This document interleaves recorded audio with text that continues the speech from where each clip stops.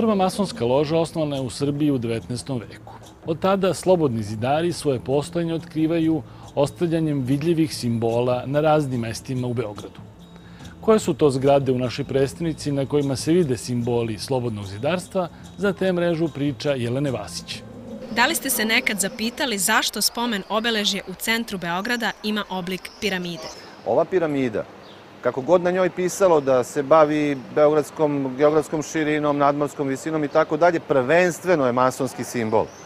Ova zarubljena piramida koja ima odsečen vrh, jeste onaj isti simbol koji srećete na novčanici od $1. A nimalo slučajno nije napravljena savršeno pravilno u milimetar na osnovu ulaza u Srpsku akademiju nauka. Ovo nije jedini takav simbol. Zgrade naše prestonice obiluju medaljonima i skulpturama koje govore o prisustvu masona. Na njima su ilustrovani šestar, ugaonik, čekić, pentagram, trougao i ostali simboli slobodnih zidara.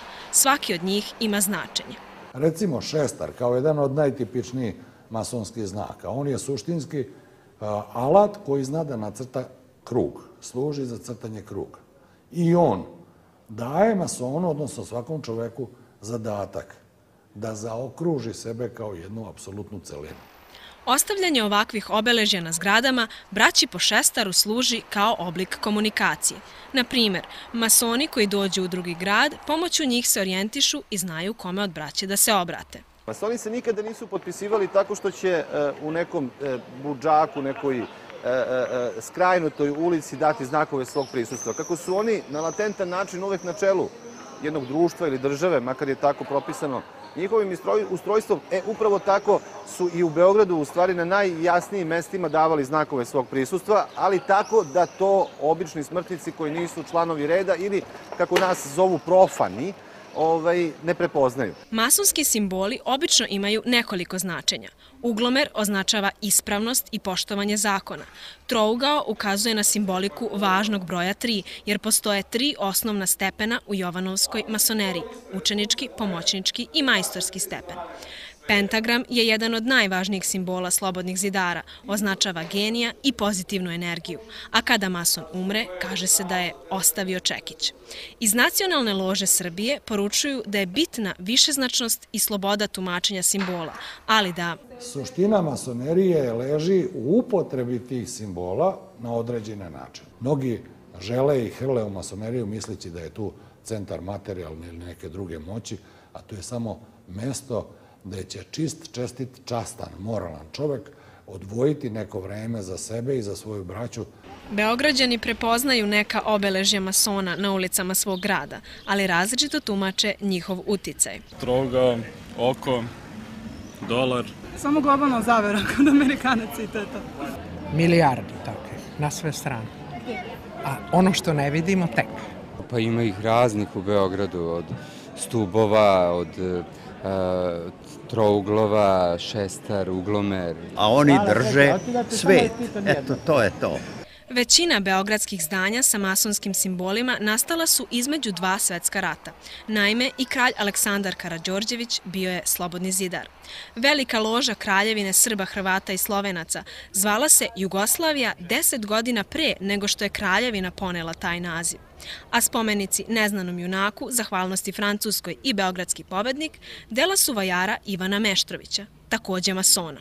Ivan Meštrović je tada bio jedan od najznačajnijih skulptora i umetnik koji je radio ta kapitalna, monumentalna ostvarenja koja veličaju na neki način ideju o jugoslovenstvu. Neki velikani naše istorije želeli su i da svojim nadgrobnim spomenikom pokažu odanost masoneriji. Likove drugih poznatih masona možete videti u svom novčaniku. Vajfert, Jovanović i Mokranjac bili su istaknuti članovi predratnih slobodnozidarskih loža, dok nekoliko loža u Srbiji nosi imena Vuka Karadžića i Petra Petrovića Njegoša. Kada je na novčanici od 1000 dinara izašao lik Đorđa Vajferta, onda je bilo zabune otkud ovaj čovek, čekaj, on je bio neki industrijalac, guverner, šta je on u stvari bio i zašto je on toliko bitan da je odjednom na najvećoj novčanici. Po toj nekoj logici zaista mu možda tu nije bilo mesto, ali po masonskoj hijerarhiji gde je on u stvari veliki majstor velike lože Jugoslavija, on jeste veoma bitan čovek. Ekskluzivno pravo da bira ličnosti na monetama ima guverner Narodne banke Srbije, a članovi masonskih loža tvrde da bivši guverneri nisu bili pripadnici njihovog reda. Iz Narodne banke objašnjavaju da postoji posebna procedura kada se uvodi nova serija novčanica. Uobičajeno je i guverneri to uglavnom koriste da zamole ličnosti iz javnog života, naučno-kulturnog milija Srbije, da mu pomognu u stvari u tom izboru. To je vrlo jedan zamašan i vrlo kompleksan projekat, te tako na taj način uvodi javnost u odlučivanje o likovima koji će biti na našim novčanicama. Članovi regularne velike lože Srbije su nam na pitanja odgovarali putem elektronske pošte.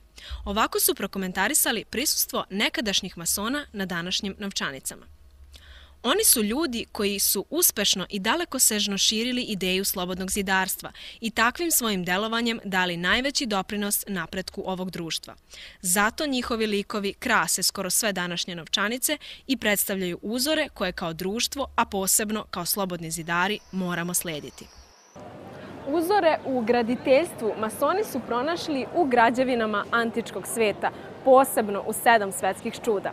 Zato je piramida jedna od najčešćih masonskih oznaka, a oko na njenom vrhu simbolizuje božanstvo, to jest velikog arhitektu.